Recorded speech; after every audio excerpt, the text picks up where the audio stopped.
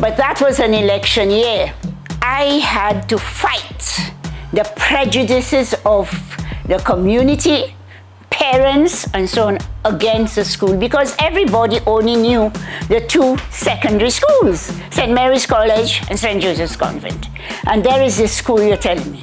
That was the most challenging. And parents, I don't want my son to do typing.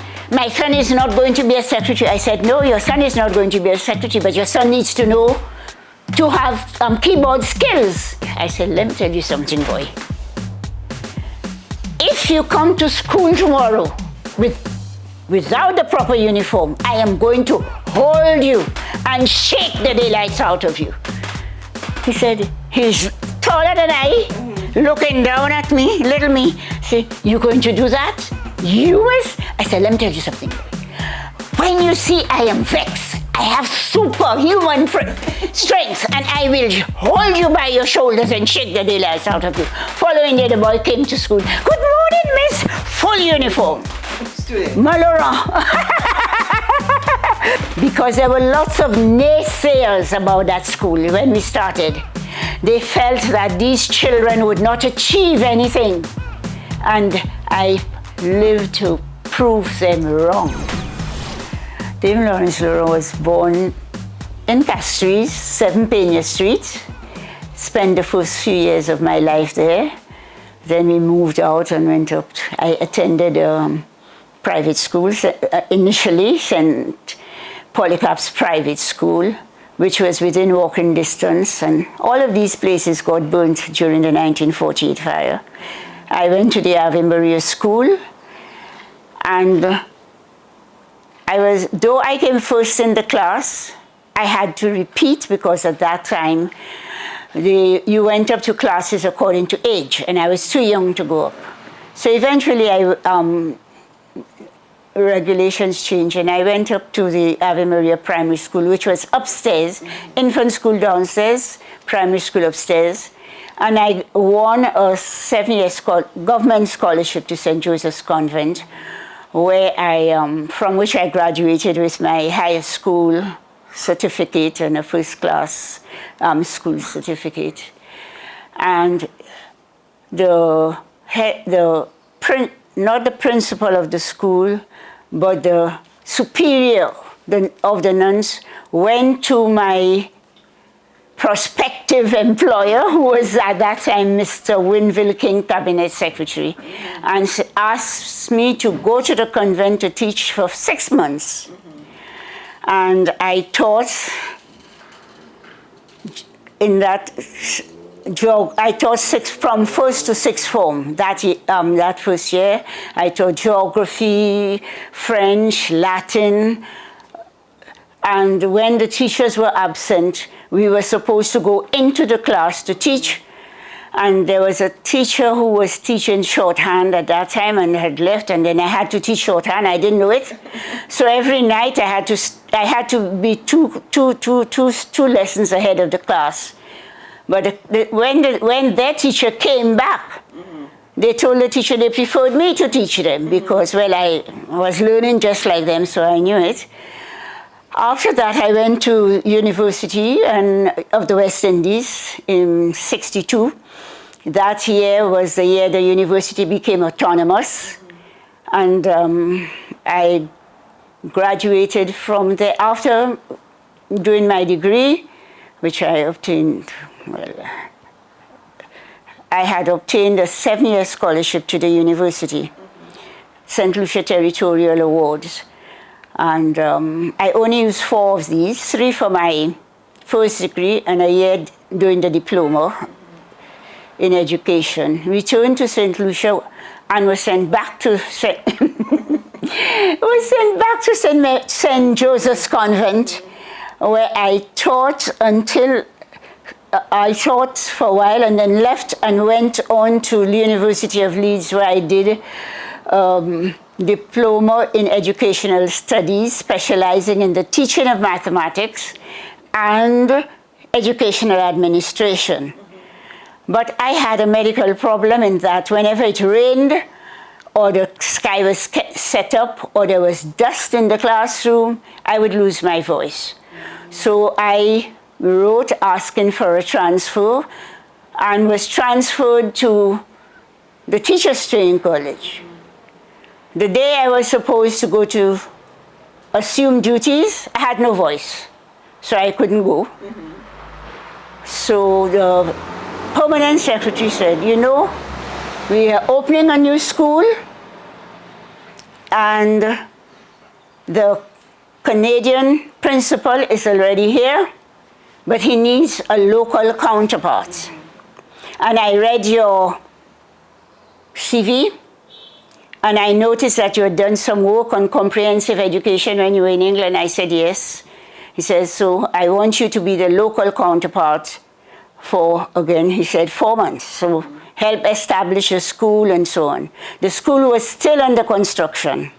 So the first thing I did was spend 2 weeks within the Ministry of Education reading all the files and everything I could about that new school which was coming up. And I learned then that the school was created to fill a need in St. Lucia, because around that time there was a construction boom.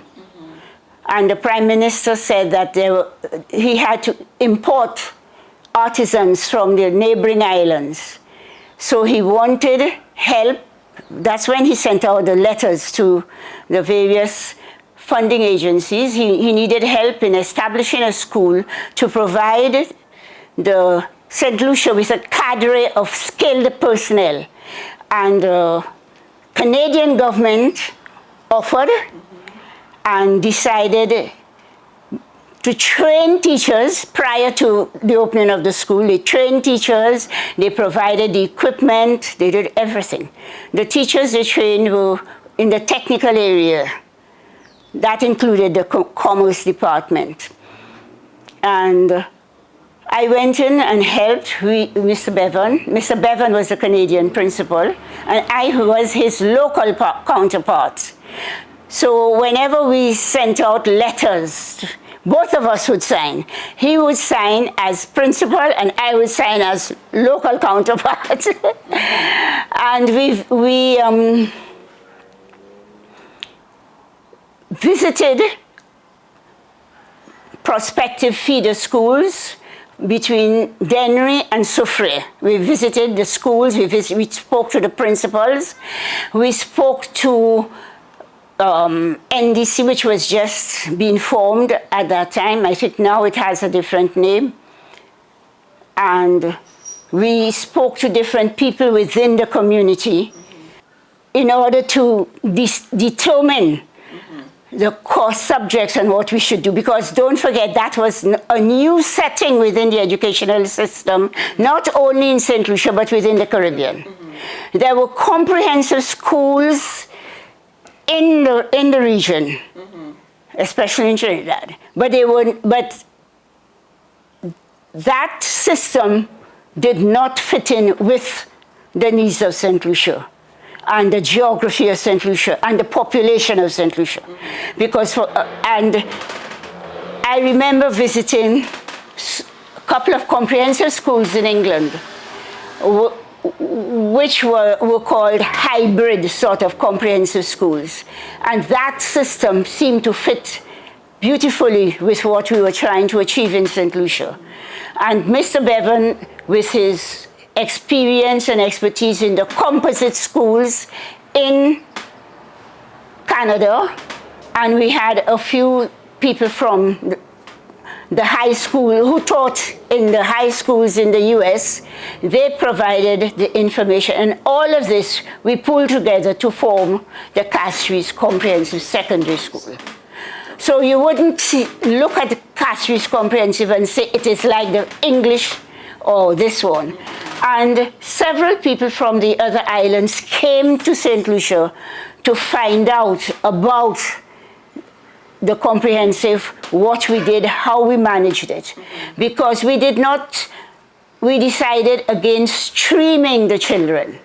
So the children were put into different classes, but we had what was called setting, so that you would find, I don't know what pertains now, but at that time, you would walk into a class and children would have different timetables because you were doing subjects with different children from other, so they would be 5A, and if you were in 5C, you all would find yourself sometimes in the same class, and things like that. Another decision which we took was that in keeping with the mandate provided for the school, that is to provide St. Lucia with a cadre of skilled persons, every child entering that school had to have a skill subject.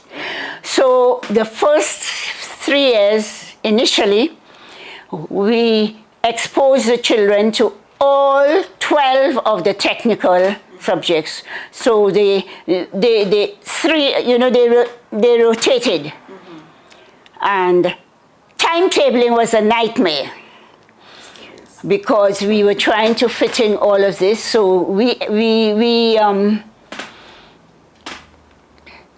experimented with different plans. We would go on a 2-day cycle, a 3-day cycle, a 4-day cycle, and until we arrived at one which suited us and worked for everybody. We had no teachers because we opened in March when the school was handed over, but it was supposed to have opened, the school was supposed to have opened in September. But that was an election year. Okay. And parents and the public were against the government for putting the children who did not succeed at the common entrance in what was known then as a project. That was a school which housed the equivalent of Standard 6 from all the primary schools in the Castries Basin at a separate institution which was based at La Claire. And eventually it was transformed into the Vide-Bouteille Secondary School. But that was, the genesis for that was the project.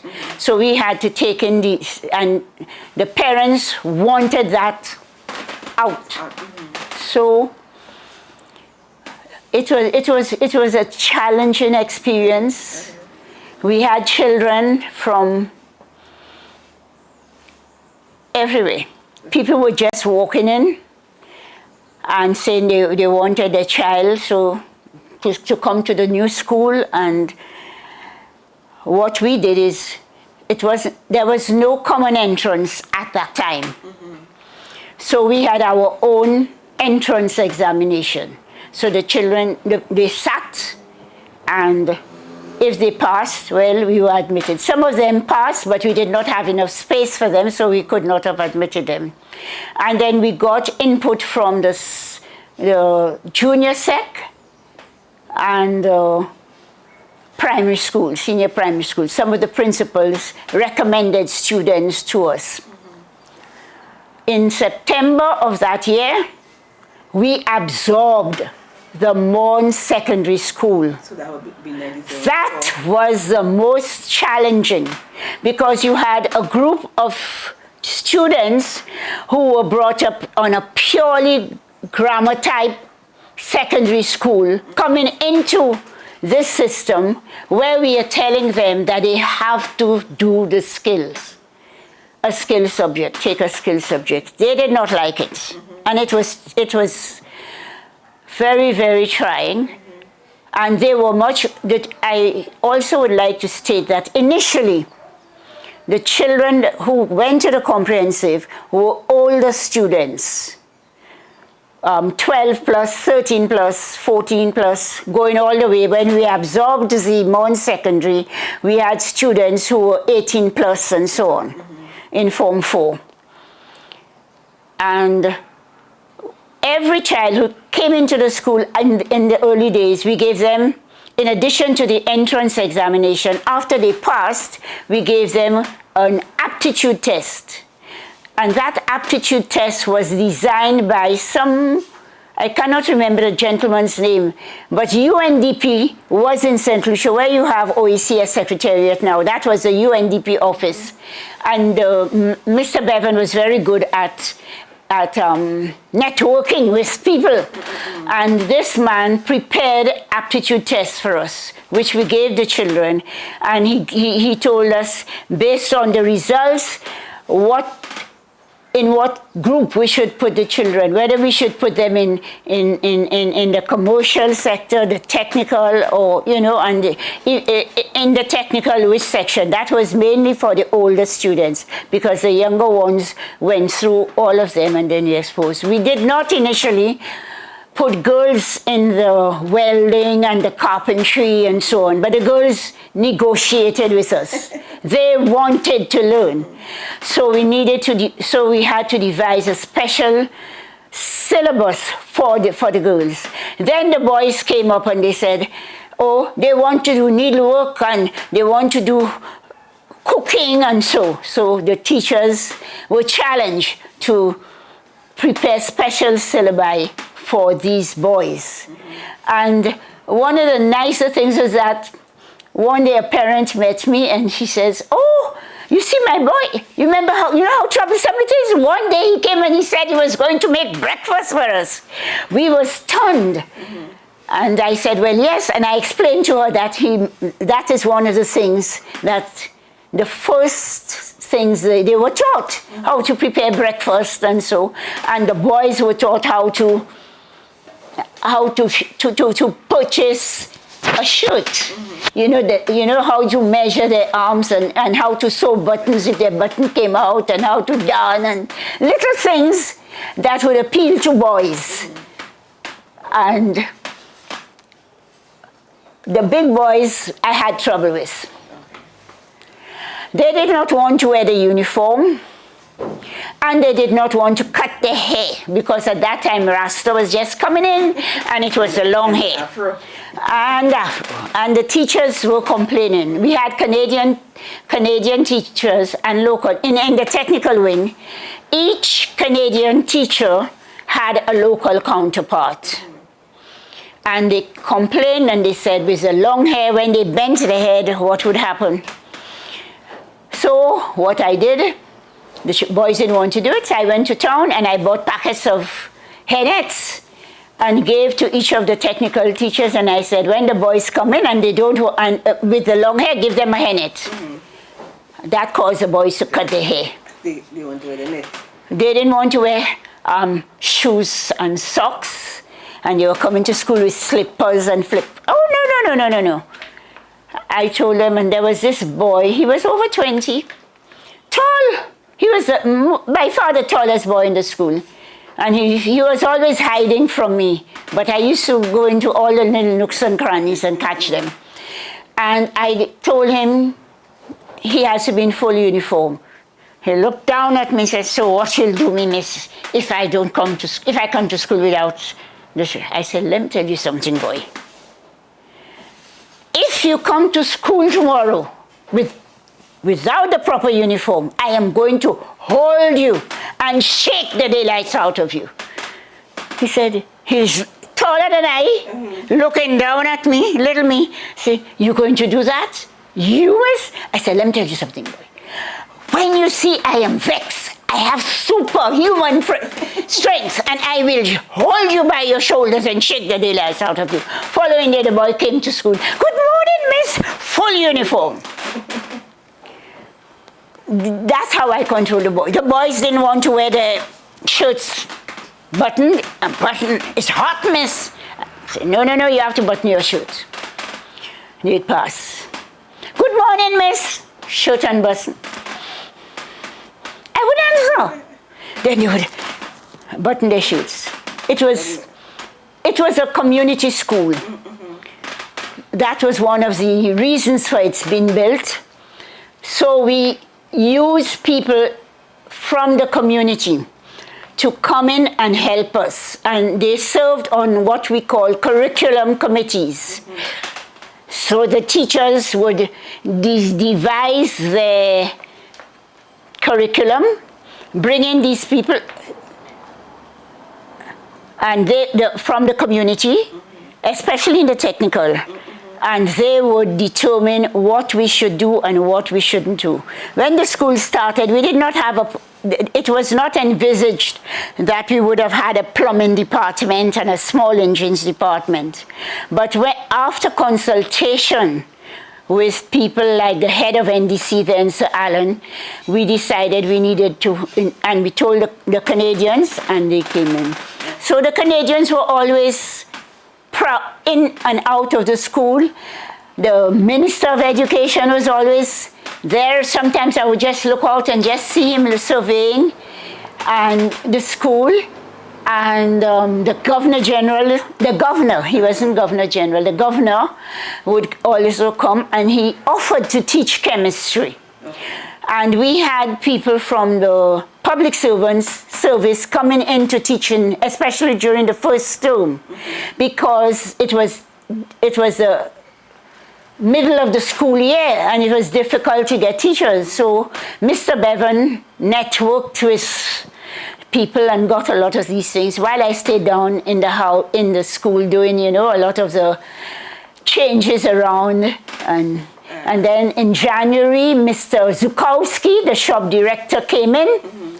And Mr. Zukowski was a Trojan in making sure the classrooms were well equipped and things like that. And that first term was extremely challenging, all of us, challenging. We had no budget, so therefore we had no equipment. So the children went to do typing, and no typewriters.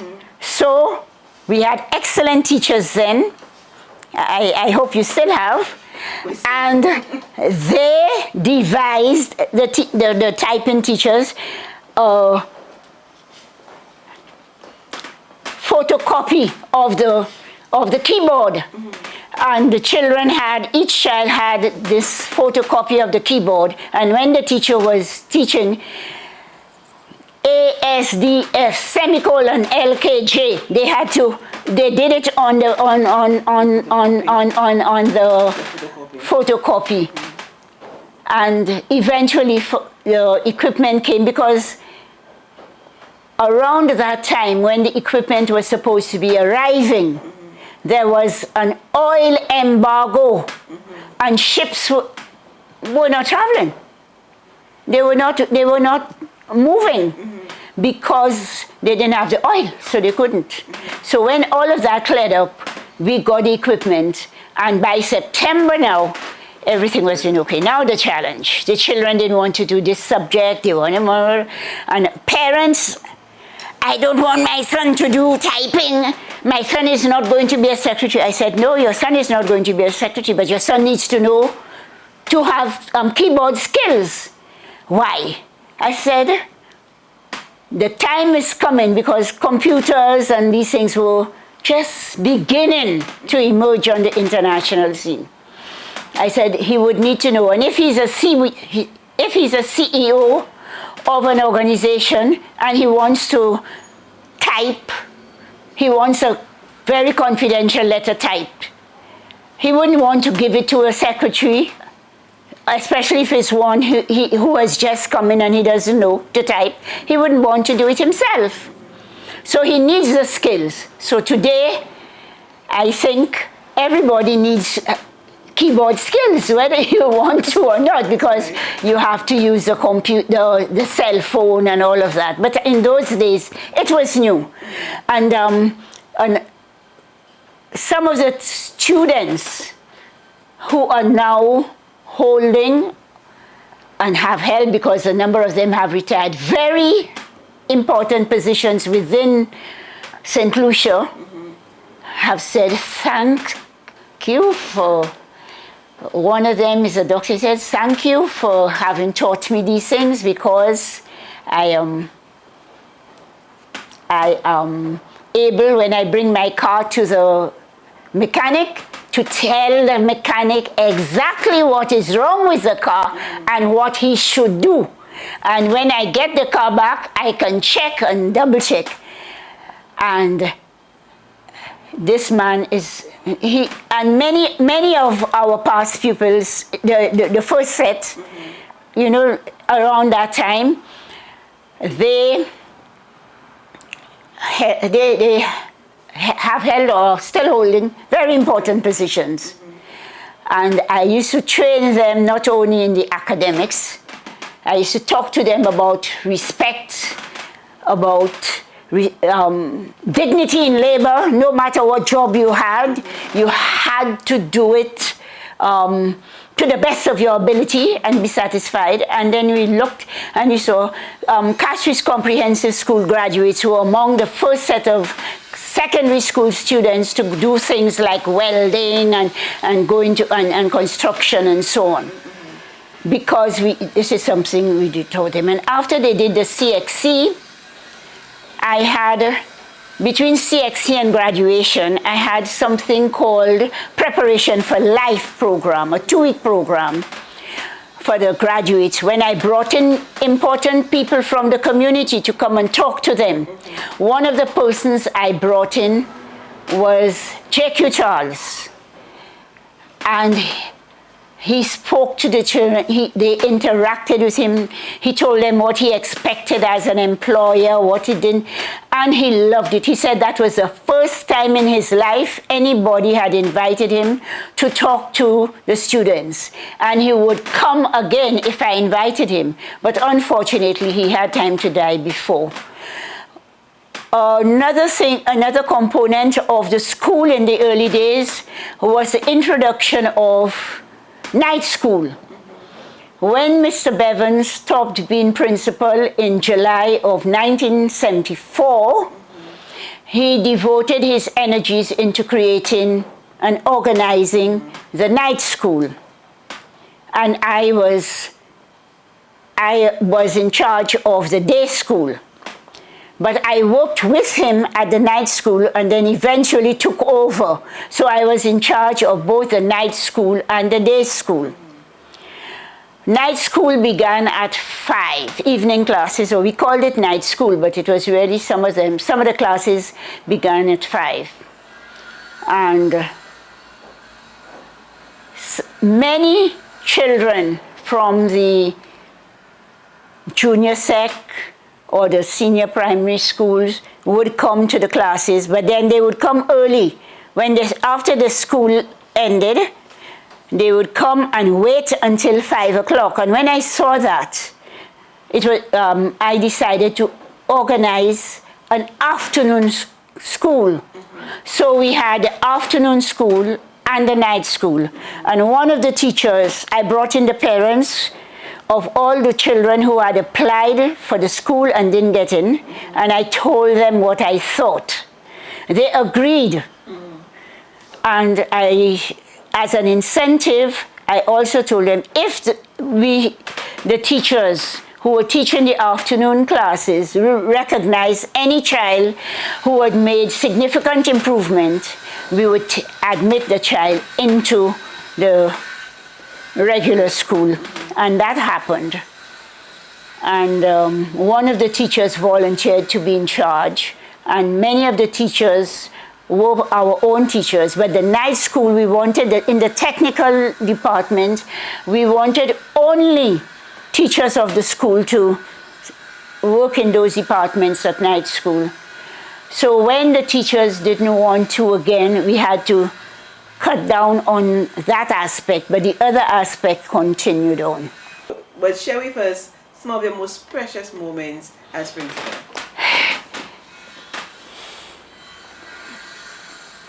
Some of my most precious moments are not when I was at the school, well, when I was at the school too, but now when I look at my past pupils and what they have achieved. Because I was determined that St. Lucia would be proud of them. Because there were lots of naysayers about that school when we started. They felt that these children would not achieve anything. And I lived to prove them wrong. And we have quite a number of our past pupils all over, from the parliament, from the prime minister down. Okay? You go to any department or business place or whatever, even on the construction, all over, you meet comprehensive school children. And what I am also very proud of is a number of them who started their own businesses. But while they were at school too, in the commercial section and the technical, we organized a work program. We networked with some companies and business houses to take them during the vacation. And many of these places kept the children. And one of them I met recently, and he told me that he never left from the time he went into the school, into the work program at, I think it was MNC, I'm not sure, I'm not 100% sure, but I think MNC took quite a number of them. Okay. And kept a number of them on, and they worked and they kept moving up the ladder. I had to fight the prejudices of the community, parents, and so on against the school, because everybody only knew the two secondary schools, St. Mary's College and St. Joseph's Convent. And there is this school you're telling me. Now, some of the children would come, and I used to get requests for transfers from St. Mary's College and St. Joseph's Convent. And of course, I could not have accommodated them. But during the first term of 1975, I organized on our first anniversary, as part of our first anniversary, I organized an open day. And that open day was designed to inform people about what the school could achieve. We did that, and people came in, and that year, many of the children who would normally have put St. Joseph's Convent or St. Mary's College as their first choice, because they had introduced they were starting to introduce the common entrance on a limited scale, but it was starting then. Applied and gave comprehensive as their first choice. And one year, the boy who came first in the island came to Compre. And everybody said, no, he should go to St. Mary's. And that little boy was adamant. He was not going. He wanted to stay at Castries Comprehensive. And he was a very brilliant boy. And today, he is working somewhere in Europe with a double doctorate. Wow. Okay? Like we learned, we had an arts and crafts room, and we learned that a potter, a renowned potter who was operating in Soufrière, was going back to her country and was selling equipment. So the shop director and I went all the way to Soufrière to look at the kiln, and we decided to buy it for the school. But when I returned from studies in Canada, which of course my studies in Canada, as I said, were financed by CEDA, and CEDA gave me that scholarship because they were very pleased with what I had done for the school, because like once a month at least we would have a delegation from Canada coming down, and they would find out what we were doing and updating, and if there were any problems. And one time we had some problems with some of the equipment, and the Canadian government sent a ship, a warship to St. Lucia to pay a courtesy call to St. Lucia, and the engineers came to the school and repaired our equipment. I And the OAS had a conference, the first conference, like I see you wearing the school crest. The first time the school crest was worn was at the OAS conference, because they asked me to give them, some of the students, to act as ushers. So I said that would be a good opportunity for me to introduce the crest, and we did that. Who designed it? Pardon? Who designed the crest? Mr. French and Mr. Bagshaw. Old man Bagshaw and Mr. French between them. During the first, the Easter break, the Ministry of Education had an arts workshop at the school, and under Mr. Saint-Omer. But there were artists from England or Scotland, and they asked me about the school crest, and I didn't know. And one of them said, drew something, and when we had the open day, Mr. Branch drew the flyer, and in both cases it was like, this is a new setting within the educational system, the dawn of a new day. So, within the education system, and then when Mr. French came, he used that, and he found this poem, and the children used to recite it at assembly until, when I came in, no, I was already there. But when I officially assumed duties as principal. What year was that? 79, 80, around that time. Okay. All right. And but all this time I was very active. You know, they say a deputy essential. Well, I was a real deputy boy. Because you have to realize that Mr. French had been away from St. Lucia for a number of years. So there were lots of things that had moved on from the time he left St. Lucia. So I had to help him. You know, I was his deputy, and I had and as vice principal, I was responsible for a lot of things. And the school was new, and just like Mr. French, he did a lot of networking as well. Okay? So the crest is actually in line with the anthem, which is the crest and the school's anthem. Yes. Share the same story. Yes. Because the crest is like a sunrise, a burst of sunrise. It's common that principals are known by the student or called by the students a pseudonym. Do you know of any pseudonym that you were called by your students? Laurent. Often now they call me Laurent. Okay. And then I used to tell them, I'm not your mother. And one of them, the other day, I saw he's a big man, a gray beard and all. Laurent. I said, boy, I'm not your mother.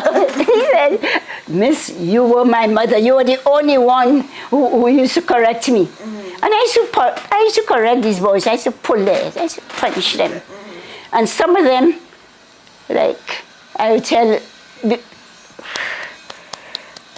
you're going to do well, or my name is not.